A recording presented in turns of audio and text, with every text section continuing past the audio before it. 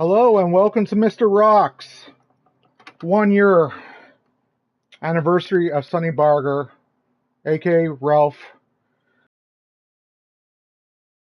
Bert is his real name. My relationship with him is what we're going to be talking about. There is nothing that I'm going to literally discriminate or anything like that about him. So if you want anything criminal or anything like that, it's not happening. Where the story kicks off about how I met Sonny is through my mom. Sonny and my grandpa were in World War II together. And eventually they literally created Hell's Angels. This is actually really tough for me to talk about, but it's true.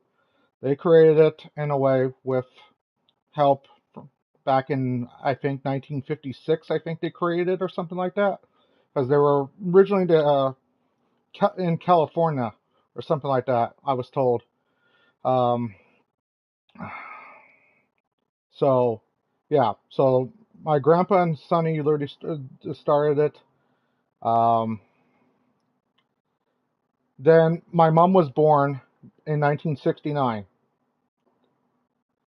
She knew her dad for about maybe a couple years, in a way. Then my dad adopted her, gave her away, and everything else like that. It's kind of rough to literally talk about this without whatever, because it is my mom's story. It's kind of tough. But yeah, she was adopted. Then when my mom got older, she went looking for her dad. She did. She went looking for her dad. She became a runaway, and she was working at Salisbury House. Actually, she was working at Salisbury House, and because she was looking for her dad, Sonny actually approached her at a table. Info that you're looking for about your dad, and according to what Sonny literally said, your dad died, uh, and I came looking for you. And that's when Sonny literally took my mom in, pretty much treated her like a daughter. Sonny never had any biological kids, but he had a lot of adopted kids and people that he literally took care of, to be honest. And that's one thing I could say about Sonny. He was a man's man. He was a righteous man, you know. And anyone that knew Sonny loved him, including myself. He was like a grandpa to me. And that's why it's hard for me to literally talk about this, to be honest. I'm pretty much almost bawling my freaking eyes out now, literally talking about it, you know, but yeah. So yeah, then Sonny literally took my mom, helped her out, um, got her literally gigs and jobs and everything else like that, because Sonny was very familiar with the producing market, you know. So he helped my mom literally out, and that's how my mom literally became literally famous as well. She got gigs literally in TV shows, movies, music videos. She did Playboy, and so on and so what. It became literally like whatever. Then I was born in 1990. According to a story from my mom and Sonny, a few days after I was born, Sonny was there. And I sort of remember the stuffed monkey, the white stuffed monkey. According to what my mom told me, I was literally given a stuffed monkey from Sonny. I no longer have that monkey, sadly. But yeah. But the memory that I remember first meeting Sonny, because I've only met him like 4 or 5 times, guys. 4 or 5 times I ever met Sonny. I did talk to him on the phone sometimes. He'll check up on me sometimes, make sure I was okay and everything. But yeah, that's where my story starts. So the first time I remember meeting Sonny, I was probably about 6 or 7. And it was at a barbecue. and there was a lot of bikers there and everything else. And I remember this brief memory because I was literally roasting marshmallows. I was roasting marshmallows and everything else, and Sonny literally came up to me and literally said, and everything else, and he literally said, it actually tastes better if you literally put chocolate and graham cracker together. And I had no idea what a s'more was, you know, but he made me one. He made me a s'mores and everything else, he was he was the first person. And I remember another moment of Sonny where we're watching old cartoons from like the 1930s, and he used to do a really good Popeye impersonation. He used to love doing Popeye. He loved Popeye. I think he even had a Popeye tattoo, if I remember correctly. You know, but yeah, he loved Popeye the Sailor Man. He loved all the old cartoons, Woody Woodpecker, and all that stuff. And that's what we used to watch together. We used to watch a few old cartoons. And it was my mom that introduced me to Sonny. My mom's the one that introduced me first, you know, because it was at the barbecue, and she literally pulled, I want you to meet this special person. At that time, I didn't even know who Sonny Barger was. I had no idea until later on who he was and everything else, you know. But eventually I got to know him, and it was a touching story, you know. Then later on, my mom told me the truth. Because at first my mom told me that was my grandpa. My mom eventually told me the truth about a couple years later, back in probably 99, 2000, she told me the truth. And said, no, that's not really your grandpa, but he's like our grandpa. He was there for us, and that's why I'm there for him. So eventually I approached Sonny and asked him. I approached him and asked him, I said, are you really my grandpa? He literally said, no, but I know your grandpa very well. And he told me stories about the war with my grandpa, how they started things and everything else. And I was literally blown away that he knew so much, knowing that this guy was literally like 50, 60 years old. It's like his memory was like that. It's like he remembered like from day one. But yeah, Sonny did deal with PTSD just like a lot of Army vets did. Um, and like, I'm not here to, like I said, he was a good man to me and my mom. I don't know if he was a good man to his wife and wives and all that stuff. To be honest, I knew his wife Zorena. I met her a few times, but that was pretty much it. I know he was married like maybe 5 times, in a way, something like that. But yeah, um, but one thing I would say to every biker, young or old, is if you don't have any respect for Sonny Barger, please, if you're literally in a club, please take off your vest and burn it. You don't have to like Sonny Barger, but if you don't respect him, you don't deserve to wear the number 1% patch. And I'm not joking about that. Because what he literally did for every freaking biker club out there is freaking believable. He's pretty much single-handedly started the whole entire revolution of bikers. So, yeah. So, the next time I met him was probably in the year 2000, as I said. When he told me the story about my grandpa and everything else. And then the next time I met him was probably, I like to say, literally like 2004, 2005.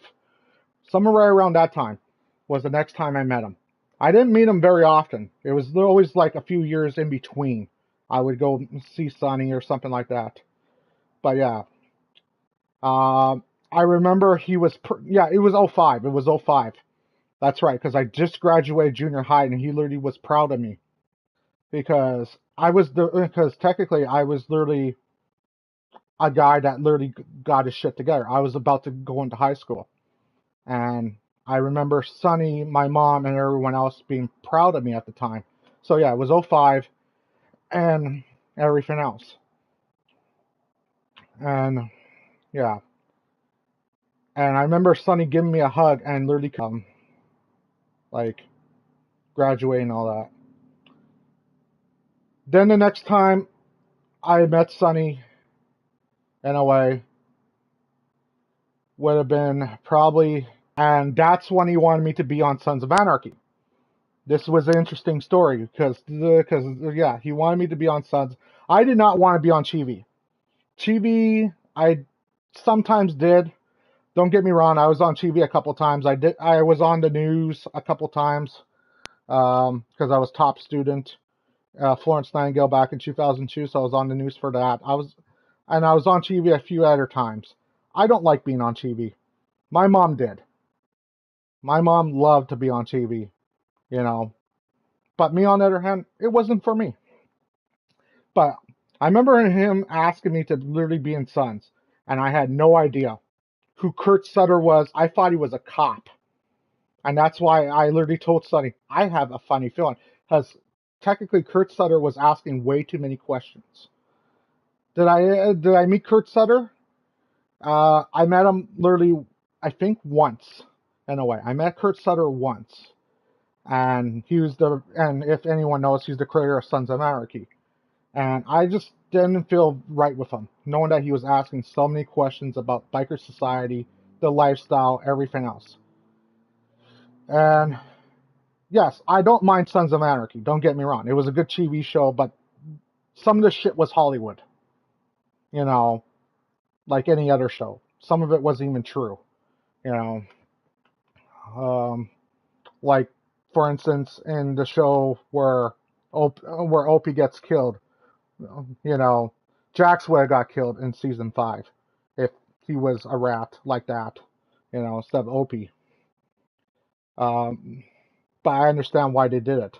Hollywood. They can't literally have their star die, you know. But yeah. Um, but I do remember him telling me that he did enjoy doing the show and everything else. And, you know, he got to work with Kurt Sutter in that season as well. And he got to really know him.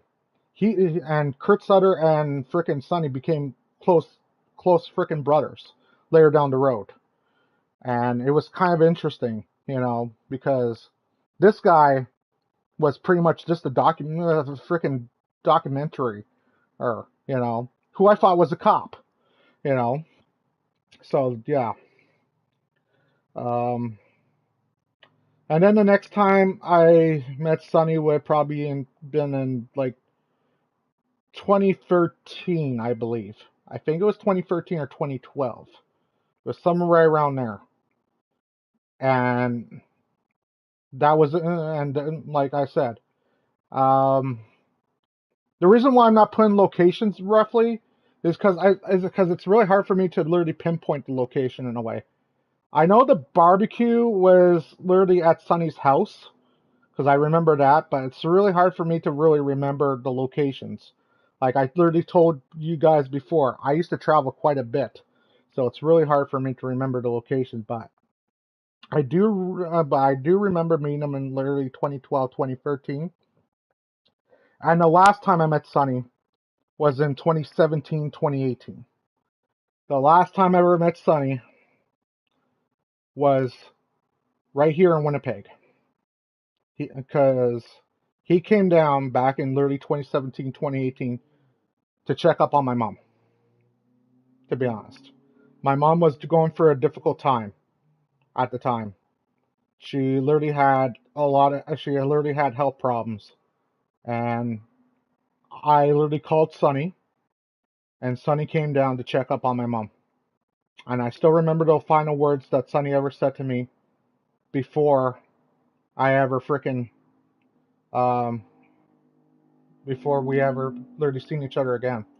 And that was, I might not always be here with you, but in spirit, I always will be. And those words have stuck to me now, over a year later, than any other words. You know, he's been gone, but never forgotten. But yeah, um, that's my story about Sonny in a way. If you guys have any questions, you can ask in a way. But I am not going to be answering anything that's literally criminal or controversial towards Sonny. If you want to know stuff about his criminal past, you can go look that up. If you want to know anything about his controversial past, you can go look that up. It's probably right there, you know. But yeah. With that being said, you know, I will literally have a glass right here, and I'm going to cheers to Sonny. The myth, the legend, the only one that started all with my grandpa. Here's to you, Sonny, and my grandpa. Hopefully, one day, we'll see each other soon.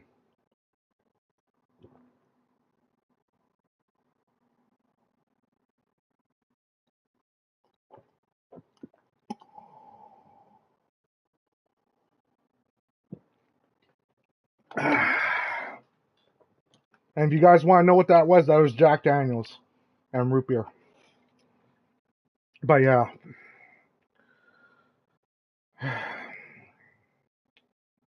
And yes, it's been a rough day. I'm not going to lie. Thinking about him constantly today. Thinking about the moments, the memories, and everything. And yeah. But with that being said, thank you for watching. I'll catch you guys on the next one. Later, everyone.